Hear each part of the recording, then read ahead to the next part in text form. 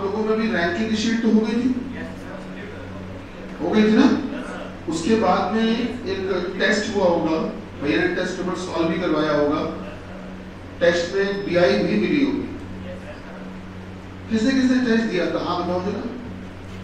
अरे बढ़िया, शाबाश, तुम राजा बेटा हो। तो चलिए आगे बढ़ते हैं, कार्यक्रम को बढ़ाते हैं।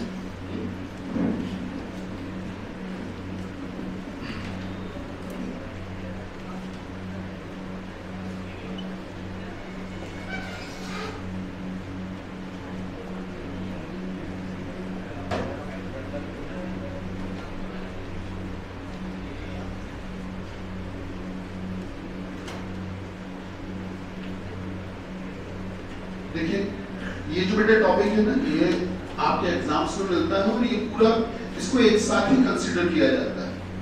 इसको बोलते हैं series, missing number and matrix. ठीक है, सीरीज हिंदी में कहते हैं श्रृंखला, मिसिंग नंबर मतलब लुप्त संख्या। इसको बेटा लुप्त पद नाम से भी किताबों में मिलता है। लुप्त संख्या कह लो या फिर आप लुप्त पद कह लो, इन दोनों में से किसी भी नाम से मिलता है। कुछ किताबों में लुप्त संख्या नाम से, कुछ में लुप्त पद नाम से। मैट्रिक्स को बेटा हिंदी में कहते हैं आव्यूह। अच्छा, आज हम आपको आव्यूह में इस चैप्टर में एक नए तरीके के सवाल करवाएंगे। जो पुराने परंपरागत सवाल SSC में आ रहे हैं वो तो सब कर लेते हैं, लेकिन आव्यूह में एक नए पैटर्न के भी सवाल आपके इस बार करवाएंगे। इसमें नया पैटर्न का मतलब ये कि वो अब आने के चांस ज्यादा है क्योंकि वो बदलाव हुआ है इसकी। तो चलिए शुरू करते हैं। श्रृंखला, बेटा श्रृंखला की बात करें तो श्रृंखला जो होती है वो 3 प्रकार की होती है। एक होती है आपकी संख्या श्रृंखला। संख्या श्रृंखला बेटा, ये जो संख्या श्रृंखला होती है इसी को आप कहते हो नंबर सीरीज। सुना होगा आपने टॉपिक नंबर सीरीज, इसी को कहा जाता है नंबर सीरीज। एक होती है अक्षर श्रृंखला। अक्षर श्रृंखला, इसको हम लोग कहते हैं अल्फाबेटिकल सीरीज।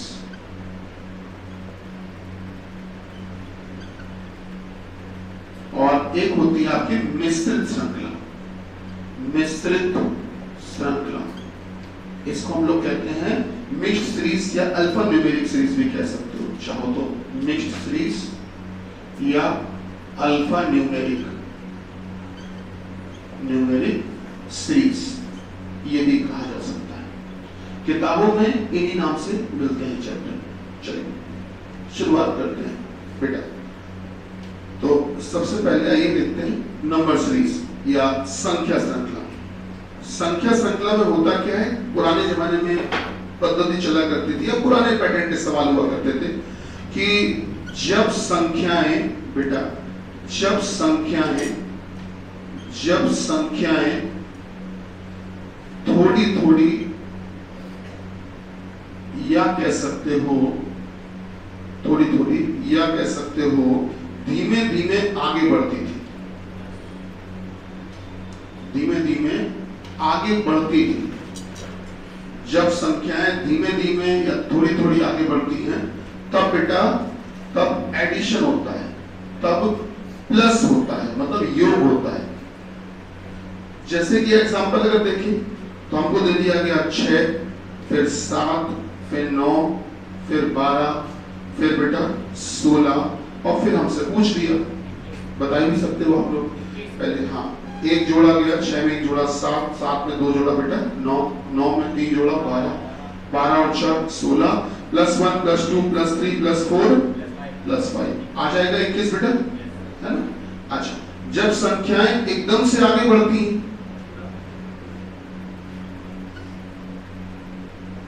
जब संख्याएं एकदम से या कह सकते हो एकदम से या कह सकते हो ज्यादा आगे बढ़ती हैं, जब संख्याएं एकदम से या ज्यादा आगे बढ़ती हैं तब प्रोडक्ट होता है, गुणा होता है, तब गुणा होता है। एक एग्जांपल देखना चाहे देख सकते हैं। जैसे हमसे कह दिया गया 4, फिर कहा बेटा 4, फिर कहा 8, फिर कहा 24, फिर कहा 96 और फिर हमसे पूछ दिया। अगर आप देखोगे तो इसमें आप ध्यान देना 6 से लेकर 16 तक पहुंचने में बहुत ज्यादा टाइम लग गया, धीमे धीमे आगे बढ़ रहे थे। उसमें देखोगे 4 से 96 तक पहुंचने में ज्यादा टाइम नहीं लगा, जल्दी पहुंच गए। इसका मतलब यहाँ मल्टीप्लिकेशन या प्रोडक्ट हो रहा है। कैसे हो रहा है ध्यान दीजिएगा। इस 4 में अगर 1 का गुणा करें तो 4 आ गया, इस 4 में 2 का गुणा करें 8, में 3 का गुणा करें 24, 24 चौको 96, 96 बचे बेटा 480। ठीक है। अच्छा, उसके अलावा भाई धीमे धीमे आगे बढ़ती है, एकदम से आगे बढ़ती है। और एक होता है जब संख्याएं बेटा, जब संख्याएं थोड़ी थोड़ी या धीमे धीमे कम होती है, थोड़ी थोड़ी या कह सकते हो बेटा धीमे धीमे कम होती है,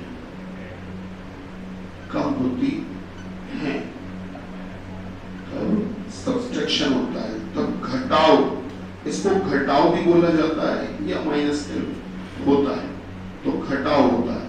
आइए एक उदाहरण देख लें, इसका एग्जाम्पल देख लेते हैं बेटा।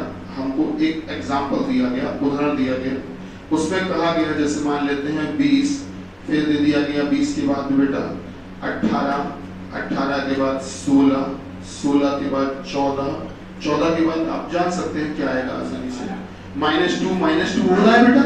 20 में 2 कम हुआ, 18 में 2 कम हुआ, 16 में 2 कम हुआ, 14 में 2 कम हुआ 12। अच्छा, इसके अलावा एक लास्ट है, जब संख्याएं एकदम से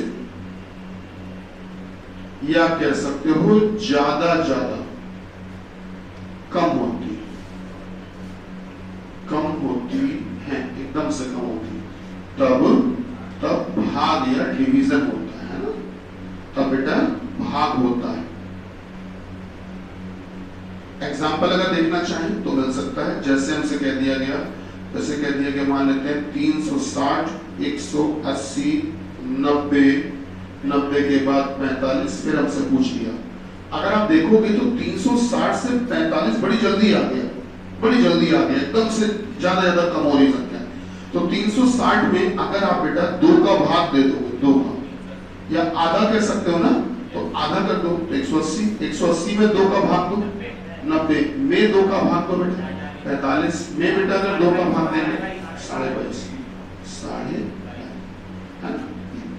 अच्छा, ये जो हम लोगों ने लिखा है, धीमे धीमे आगे बढ़ना, धीमे धीमे कम होना, एकदम से आगे बढ़ना, एकदम से कम होना, सर ये ऐसे नॉर्मल पैटर्न है जो पहले पूछे जाते थे। सभी हम नहीं कहेंगे कि अभी भी नहीं आते हैं, बहुत रेयर, शायद किसी एग्जाम में इतने बेसिक सवाल आ जाए, अदरवाइज तो आते नहीं है, बंद ही हो गए। ठीक है, तो फिर सर अगर ये नहीं आते तो फिर अब क्या पूछ के आते हैं।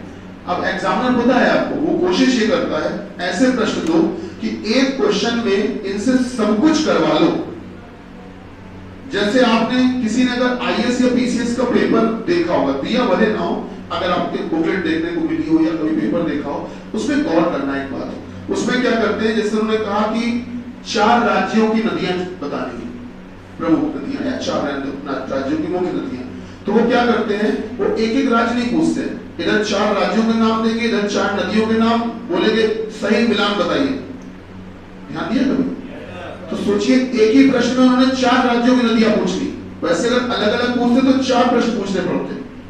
अब वो जो सिविल सर्विसेज का पैटर्न होता था, वही चीजें आप बेटा वनडे एग्जाम्स में भी आती है। एग्जामिनर क्या करता है, वो ऐसा प्रश्न पूछना चाहता है जिससे वो आपसे बहुत कुछ करवा ले, आपकी बहुत सारी नॉलेज पता कर ले। जैसे हमने आपको एक प्रश्न सिखाया है, बाकी जिनका नॉन वर्बल नहीं पढ़ा है दोबारा पढ़ाएंगे तो उनको याद आ जाएगा, सॉरी उनको भी सीखने को मिलेगा। कि जैसे हमसे बोला जाता है कि इसमें एक आकृति दी गई है बेटा, बोला गया इसमें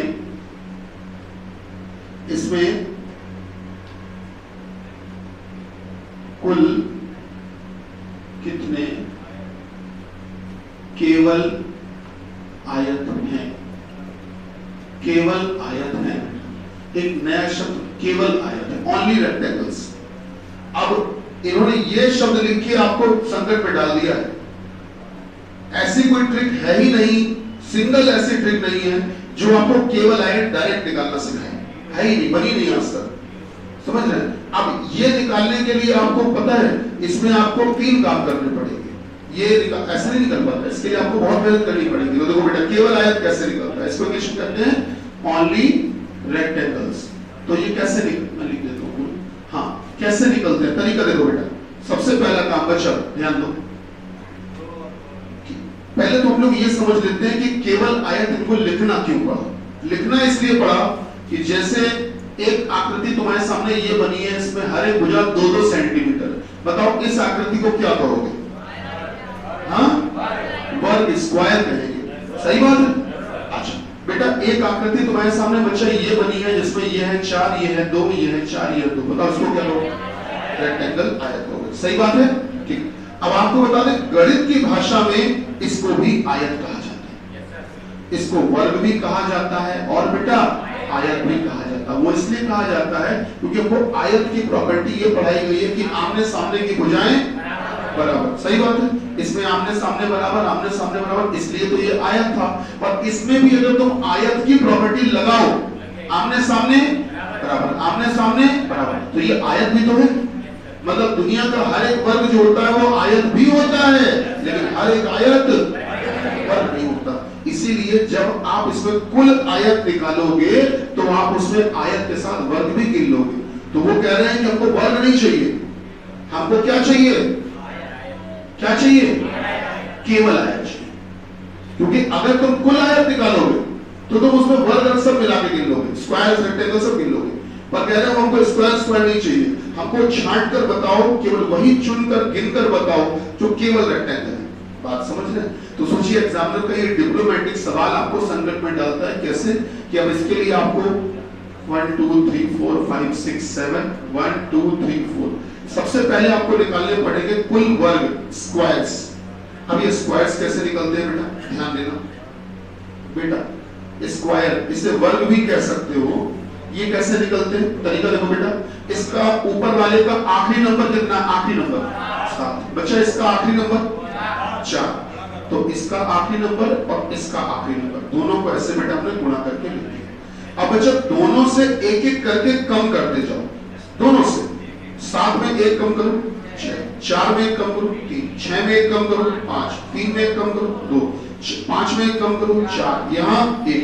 बेटा इसके नीचे अब नहीं जा पाओगे क्योंकि अब इसके नीचे जाओगे तो 1 में कम करके 0 आ जाएगा और 0 का गुणा किसी में भी करोगे तो 0 ही तो बन जाएगा, इसलिए अब नीचे जाने से कोई फायदा नहीं है। हाँ यहाँ गुणा करना पड़ेगा, 28 18 10 कितना है 60। तो अगर कोई पूछता है कुल वर्ग कितने 60, सर ये पूछे ही नहीं थे, ये तो जबरदस्ती निकालने पड़ गए हमको, ये पूछे नहीं थे। पूछा देखो क्या था ऊपर लिखा हुआ केवल है। सर मजबूरी है कि एग्जामिनर जानबूझ के ऐसे प्रश्न पूछ रहा है जिसके लिए तुम्हें ये सब करना ही पड़ेगा, कोई रास्ता नहीं बेटा, ये करना ही पड़ेगा। अच्छा ये निकाल लिए, अब सर क्या करें? अब सर हमको कुल वर्ग तो निकाल लिए हमने, अब हम कुल आयत भी निकालेंगे। कुल आयत टोटल रेक्टेंगल्स। अब जब कुल आयत निकालेंगे, कुल आयत इनको कहते हैं टोटल रेक्टेंगल्स। तो कुल आयत का सही मतलब क्या होता है ध्यान देना, वर्ग प्लस आयत। मतलब कि कुल आयत में आप बताओ जो रेक्टेंगल्स है, जो आयत है, उन्हीं को आयत माना होगा कि वर्गों को भी मान लिया होगा? वर्गों को भी तो आयत माना होगा। तो जब कुल आयत किए होंगे तो उसमें वर्ग और आयत दोनों गिने गए होंगे। क्या हमारी बात सही है? तो कुल आयत, अब कुल आयत कैसे निकलेगी बच्चा? करना यह है कि ऊपर के जो नंबर है 1 से लेकर 7 तक उनको जोड़ो,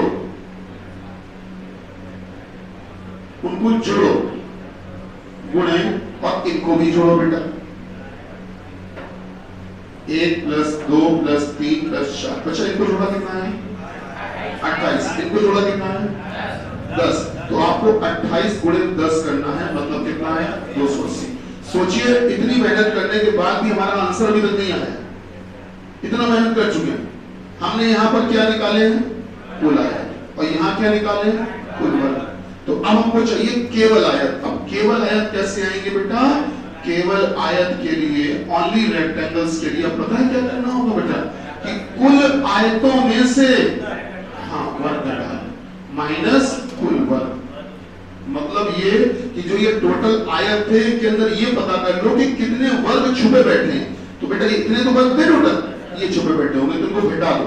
तो अगर 280 में से अगर 60 घटाओगे तो बेटा कितना आएगा? 220। ये आंसर। तो एग्जामिनर अब ऐसे प्रश्न पूछता है, देखोगे अगर आप किताबों में ढूंढोगे कहीं ऐसी ट्रिक मिलती ही नहीं कि सर डायरेक्ट केवल आयत निकल आए, तो आपको ये सब करना ही पड़ेगा, कोई रास्ता नहीं। तो ये मैंने चल रहा था टॉपिक सीरीज, और ये हम बीच में कहां से आ रहे हैं?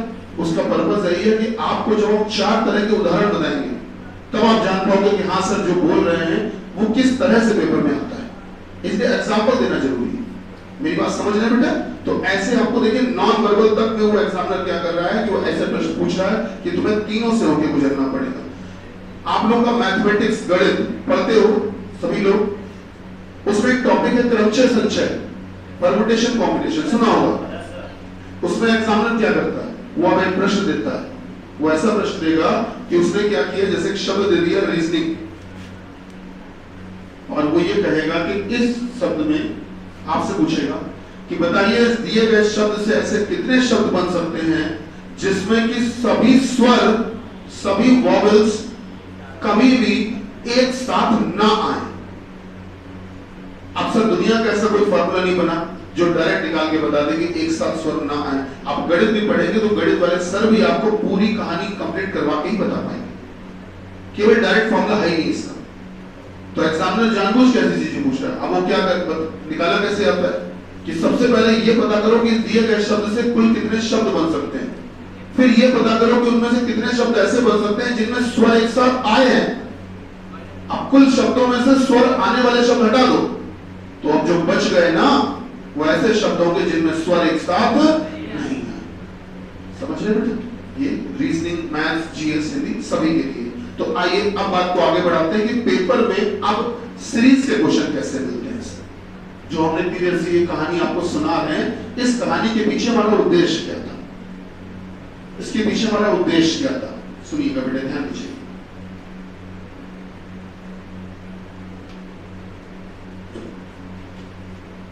एक एग्जांपल बताते हैं, उससे उद्देश्य हमारा ज्यादा अच्छे से स्पष्ट हो पाएगा।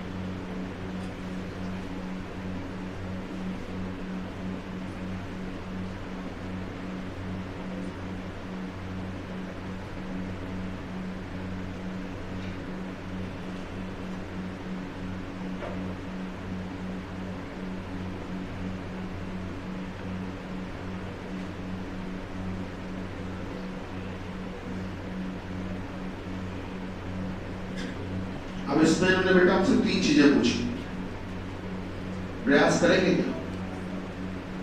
जरा कोशिश करो, नंबर सीरीज ट्राई करो बेटा, इसमें ये तीनों जगह पे क्या आना चाहिए।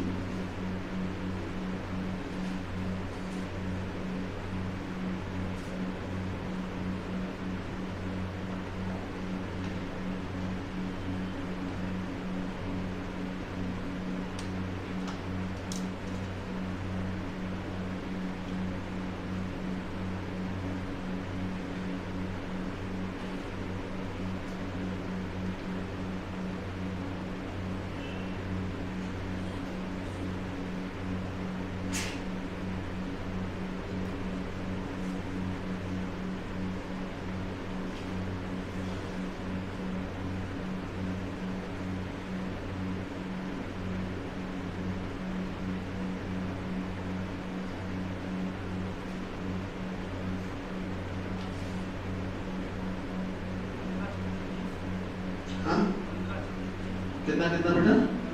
15, 26, 26, 15, 36 और 20। कुछ तो मैच हुआ, थोड़ा सा गड़बड़ हो गया। आइए देखते हैं सर कैसे, आइए सर देखते हैं। दरअसल आपको बताइए यहाँ पर 3 सीरीज चल रही है, 3 सीरीज। अभी तक हमने आपको 4 बातें बताई थी कि संख्याएं जब धीमे धीमे आगे बढ़ती हैं तो एडिशन हो रहा होता है, योगफल जुड़ना। जब संख्याएं धीमे धीमे कम होती हैं तो सब्ट्रैक्शन मतलब घटाना होता है। जब संख्याएं एकदम से आगे बढ़ती हैं तो गुणा होता है, और जब संख्याएं बेटा एकदम से कम होती हैं तो भाग होता है। यही तो बताया था आपको, है ना। लेकिन अब देखिए क्या हो रहा है इसमें बेटा, इसमें आपके 3 निशान चल रहे हैं। कैसे चल रहे हैं जरा ध्यान दो बेटा। 6 से ये 12 आया ही नहीं। जब हमने लिखा होगा तो आप में से कई लोगों को एक बात लगी होगी शायद कि सर 6 का दुगना कर दिया आपने, या ये भी लग सकता है कि 6 में 6 जोड़ दिया। आपको बता दें 6 का कोई लेना देना इस 12 से है ही नहीं। ध्यान दीजिए, 6 का लेना देना इस 8 से। 6 में कितना जोड़े कि 8 आ जाए। अब बेटा 8 में कितना जोड़े कि 11 आ जाए। बात समझ रहे हैं? 6 से 8, 8 से 11, बीच में देखो 2 संख्याएं छूट रही हैं। अब फिर से आप 2 संख्याएं छोड़ोगे तो बेटा अब यहां वाली चीज आ जाएगी। अब आप ये देखो बेटा, आप कितना कितना जोड़ो। पहले कितना जोड़ा? 2, फिर कितना जोड़ा? 3। अब 3 के बाद कितना जोड़ोगे? 5।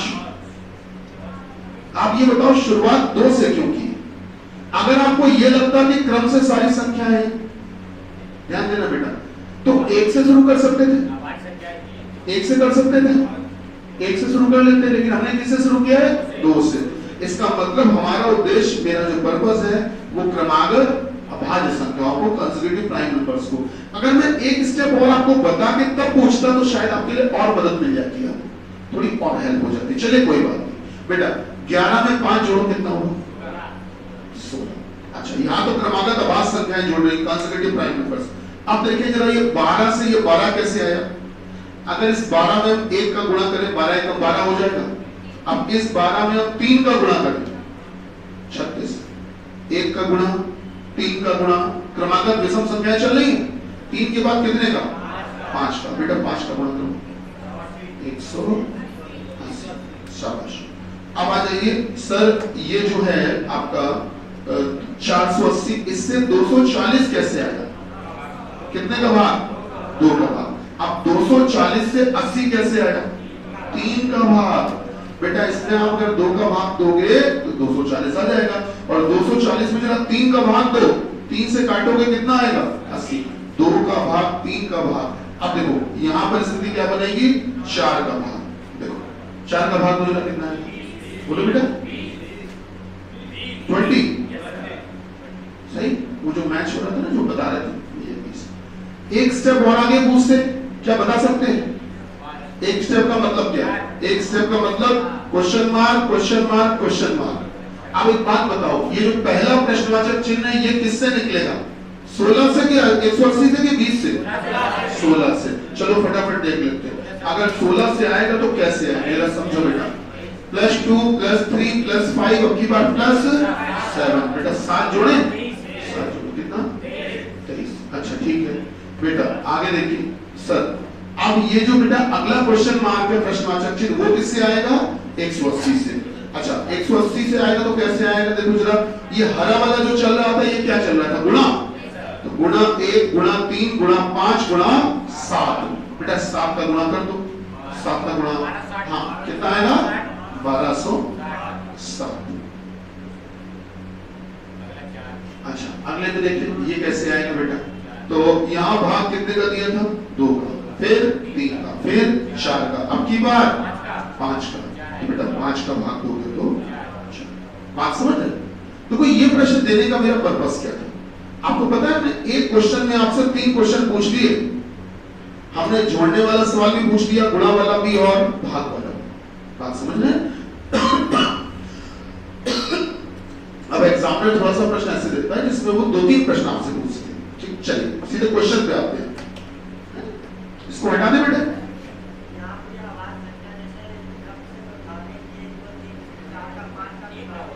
क्या चीज फिर से? ये भाग में कि गुणा में कि जोड़ में, किसमें? अच्छा भाग में, ठीक है। हाँ बिल्कुल हो सकता था, बिल्कुल हो सकता था। अभी मैंने थोड़ी देर पहले एक बात कही थी, क्या कही थी, ध्यान से शायद आपने सुनी नहीं होगी, या मैं बोल जल्दी से बोल गया होगा कि अगर मैं एक स्टेप और लिख देता तो शायद आप लोग को और बेहतर क्लियर होता, तब पूछता। अगर बोला था ना, नहीं कर दिया, बोला वो इसीलिए बेटा, क्योंकि अगर मैं 2 3 के बाद यहाँ 4 का भाग देके दिखा देता आपको, यहाँ बेटा 5 का गुणा करके दिखा देता, तो आप समझ जाते कि सर आप करना क्या चाहते हैं, कि ऊपर वाले में, हरे वाले में चल रही हैं विषम संख्याएं, नीले वाले में अभाज्य संख्याएं, और यहाँ पर क्रमागत संख्याएं। एक स्टेप अगर मैं दे देता हूँ, देखो ये जो 4 नंबर है ना, 3 नंबर, 16, 180, 20, इसके बाद आपको दिक्कत नहीं होगी, क्योंकि क्लियर हो चुका है कि सर यहाँ पर विषम चल रही है और यहाँ अभाज्य चल रही है। बात समझ लो। तो अब ये तो क्वेश्चन बनाया था अचानक से, तो मैंने दे दिया आपको, ठीक है, क्या बात समझ में आई सर? तो पेपर में हम ऐसे प्रश्न देते हैं। चलिए हटाते हैं, सीधे आते हैं, आगे बढ़ते हैं। अरे क्या नाम, रजित भैया जल्दी से मेरा मोबाइल लाओ बेटा, ये जो नया वाला फोन है तो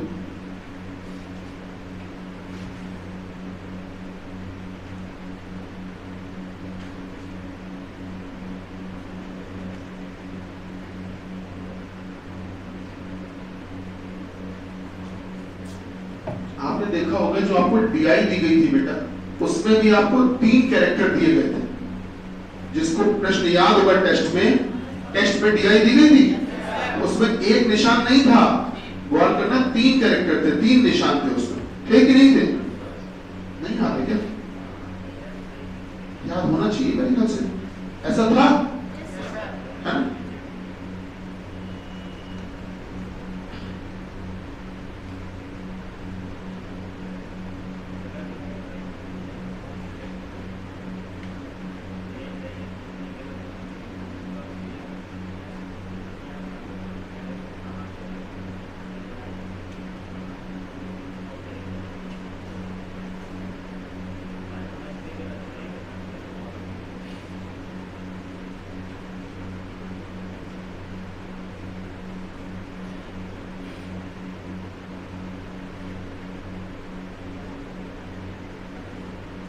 चलो अब फटाफट से सवाल लिखना शुरू करिए साथियों।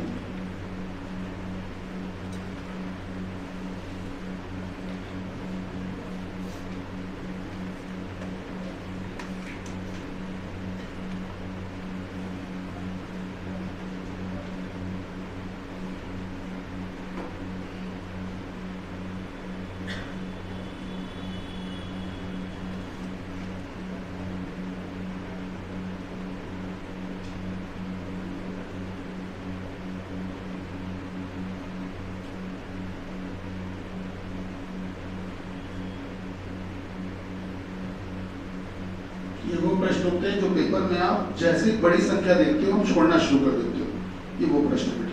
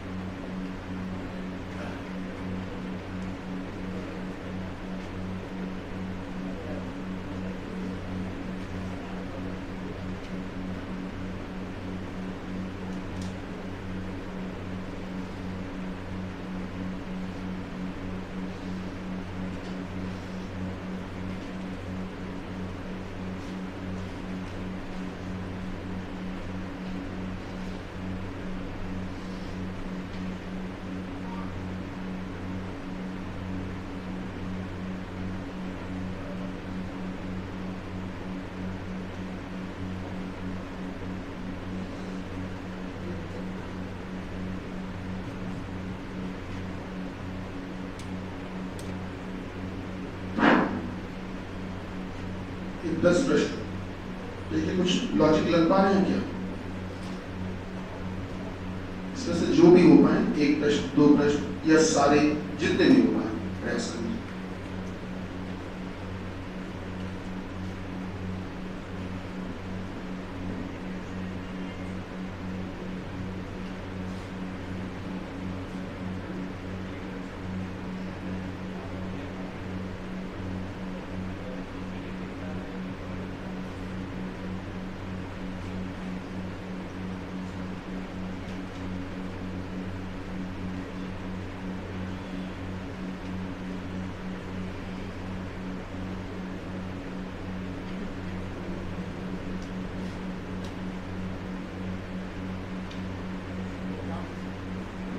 एक काम करिएगा बेटा, नोट कर लिए पूरे 10 प्रश्न नोट हो गए? आप प्रयास करके आइए। कल मैं आपको सारे प्रश्न सॉल्व करवाऊंगा और ऐसे ही और भी प्रश्न हमने जो इकट्ठा किए हैं वो कल मैं करवाऊंगा, शीट दूंगा आपको, ठीक है? लेकिन लगा के जरूर आना, क्योंकि हर एक प्रश्न में कहीं ना कहीं कुछ एडवेंचर मिलेगा। हर प्रश्न में कुछ ना कुछ एक विशेष चीज है।